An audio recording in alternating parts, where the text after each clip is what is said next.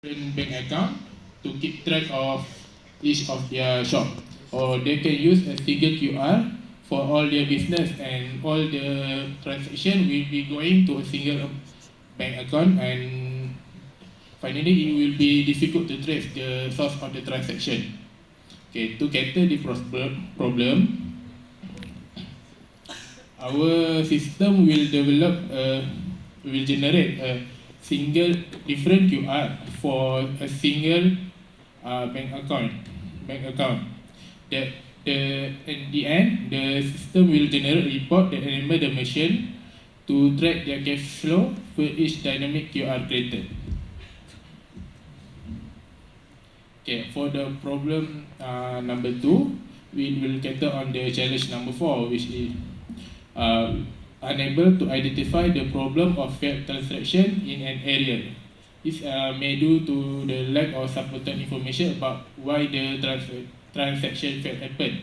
It may caused by the user or the telco or the Paynet itself. Therefore, in the end, Paynet is the one that need to restart their handler. Okay, to cater the problem,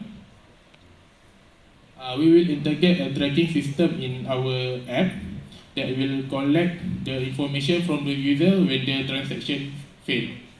The example of the collected data is the telco they use, the tower that are connected to their phone, the speed of the device, the speed of their network, and when the device is finally going online, the information will be sent back to our database. From the information gathered, Paynet can decide what is the main problem. Let's say if from data we can see that during the transaction fail, most of the speed of the telco is really low, so Paynet can put the responsible on the telco, because Paynet has the evidence based on the data collected from the app. For the demo, okay, hi, I'm Ismail. I will do the demo for the QR code.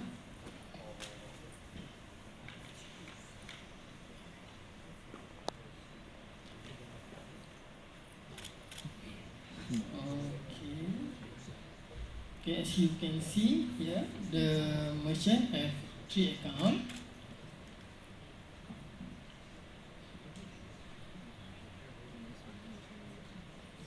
So if they want to add for the new QR code, they select for the bank account.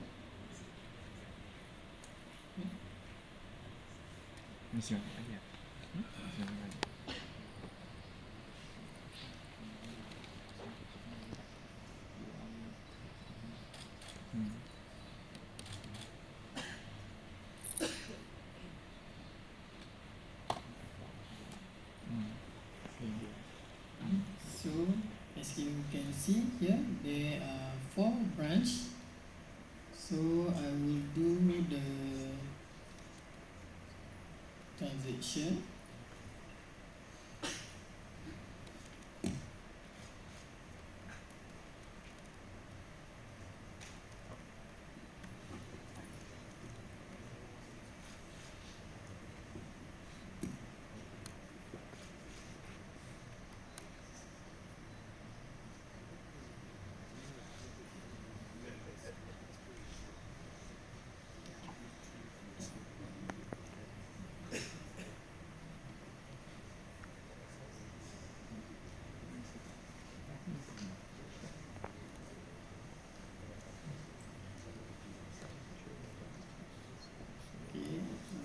Refresh. The payment ID is for the Cheras branch. So as you can see before is 72 ringgit and 30 cent, and now the value is 82 30 cent. So if the merchant wants to view the total account, they just view here. Okay, the features actually is to help the small SME bank, SME merchant to trace their online transaction for each brand. From here, they don't need to buy the cashing machine. They only have to view the transaction that from the QR code. I will give to my friend. Okay, from the transaction here, we collect at the back end, we collect the geolocation data from the consumer on their device. So the data, wait. From the consumer also.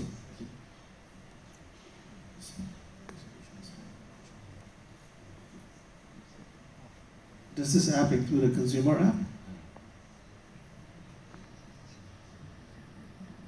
Okay, from the collection of geolocation data, we visualize the data at the admin dashboard. So the Paynet can use the data here to make the decision. If system detected or Paynet detect a huge issue on failure transaction, Paynet can show the proof where the location. Example at Sarawak. Where at city? Is there a consumer app as well? Yes, exactly. So you're saying there's a merchant app and a consumer app. Yes. People have to use both of them, and it's a proprietary network.